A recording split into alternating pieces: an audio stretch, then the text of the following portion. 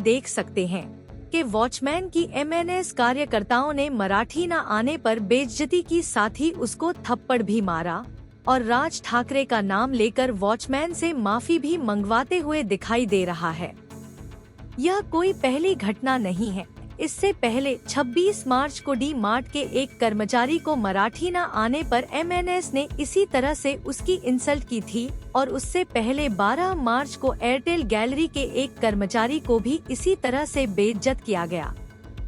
था। मास की यह कार्रवाई लगातार बढ़ती जा रही है।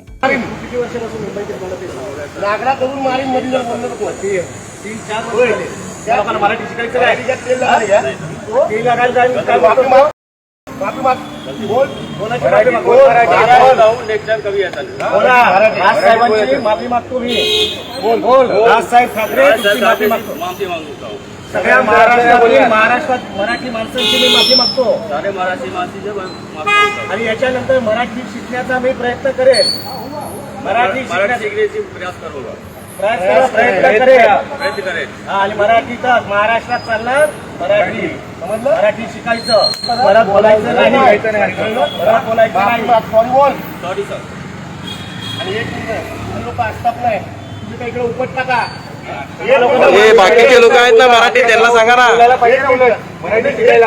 ऐका काय पोहोचतो रे तुम्ही सुपरवायझर तुम्हाला पैसा आमचा पाहिजे जमिनी आमचा पाहिजे फॅसिलिटी आमचा पाहिजे आणि मराठी माणसं ठेवायला काय लाज वाटते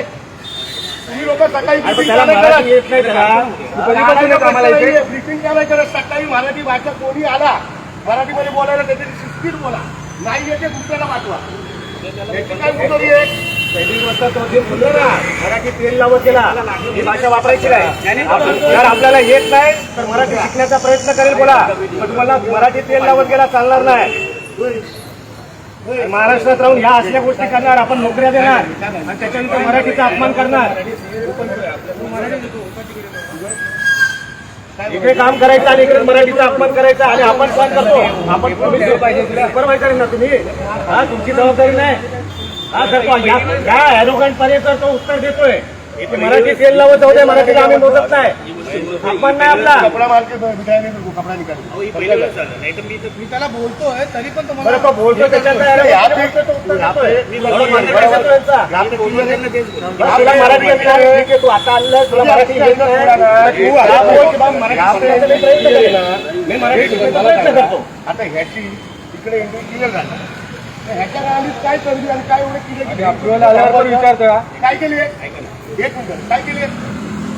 देर से बात कर रहा हूँ इसका एंट्री अगर यहाँ पे क्लियर है बात सुन रहे इसको अगर यहाँ पे अप्रूवल मिला बराबर मेन गेट पे तो वहाँ पे पूजा नहीं गया अब ब्रांड की फुगली निकली ब्रांड की फुगली निकली क्या करत होती का तुला इकडे केलं होतं ना अप्रूवल खाली चेक करो सांगतो त्याला मी माझं नाव आहे तिथं दिसतंय माहिती मला याचा बाजूला मला पाहिजे कंपनीचा पाहिजे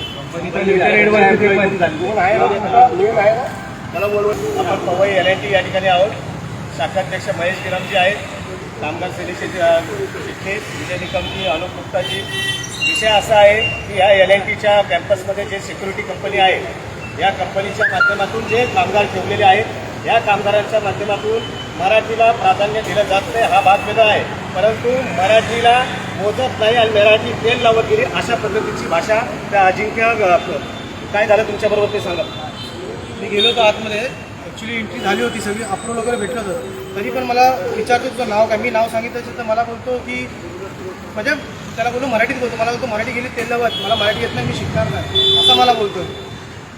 हा विषय असा आला शाखाध्यक्षांच्या मध्ये आणि सोबतच उभं होतो त्याच्यामुळे तातडीने या ठिकाणी पोहोचले आणि त्याला जे काही मराठीची भाषा आणि मराठी कसं कानाखाली महाराष्ट्राचा नकाशा कसा असतो तो दाखवला आणि याच्यानंतर मराठी शिकला आणि ज्याच्यातून कालच्या गुढीपाडवा मेळाव्यामध्ये आदरणीय राजसाहेबांनी सांगितलेलं आहे की मराठीच्या बाबतीमध्ये जर कोणी म्हटलं मला मराठी म्हणायचं नाही तर कानपट्टीतच आवाज बसेल तर याच्यानंतर सर्वांना सांगतोय की आपण मराठी येत नसे मराठी शिका परंतु मराठीचा अवमान करणाऱ्या भाषा जर आपण वापरल्या तर महाराष्ट्र सैनिक यांच्याकडून तुम्हाला अशाच पद्धतीची उत्तरं भेटली धन्यवाद किती तुम्ही बाईक घेतलं बाईक